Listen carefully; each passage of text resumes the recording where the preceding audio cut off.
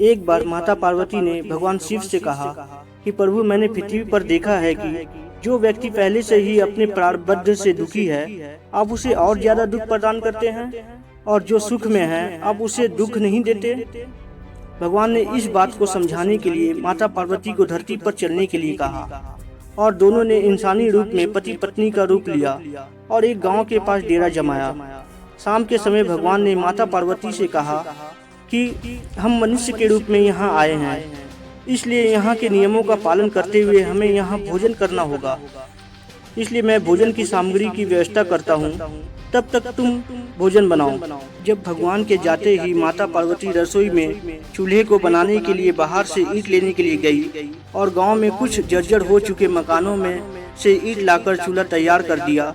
चूल्हा तैयार होते ही भगवान वहाँ पर बिना कुछ लाए ही प्रकट हो गए।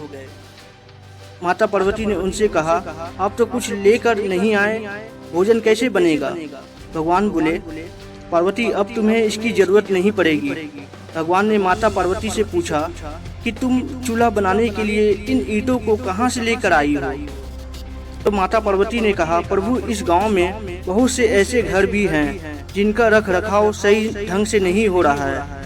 उनकी जर्जर हो चुकी दीवारों से मैं ईंट निकाल कर ले आई। भगवान ने फिर कहा, जो घर पहले से खराब थे तुमने उन्हें और खराब कर दिया। तुम ईंट उन सही घरों की दीवारों से भी तो ला सकती थी। माता पार्वती बोली, प्रभु, उन घरों में रहने वाले लोगों ने उनका रख रखाव बहुत सही तरीके से किया है और वो घर सुंदर भी लग रहे हैं। ऐसे में उनकी सुंदरता को बिगाड़ना उचित नहीं होता। भगवान बोले, पार्वती, यही तुम्हारे द्वारा पूछे गए प्रश्न का उत्तर है। जिन लोगों ने अपने घर का रख रखाव अच्छी तरह से किया है, यानी सही कर्मों से अपने जीवन को सुंदर बना रखा है, उन लोगों को दुख कैसे हो सकता है? मनुष्य के जीवन में जो भी सुखी है वो अपने कर्मों के द्वारा सुखी है, और जो दुखी है वो अपने कर्मों के द्वारा दुखी है। इसलिए हर एक मनुष्य को अपने जीवन में ऐसे ही कर्म करने चाहिए जिससे इतनी मजबूत व खूबसूरत इमारत खड़ी हो कि कभी भी कोई भी इसकी एक भी ईंट निकाल ना पाए।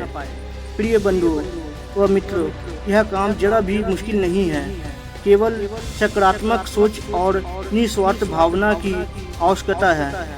इसलिए जीवन में हमेशा सही रास्ते का ही चयन करें और उसी पर चले। हमेशा अच्छे कर्म करें, जीवन में हमेशा सही रास्ते का चयन करें।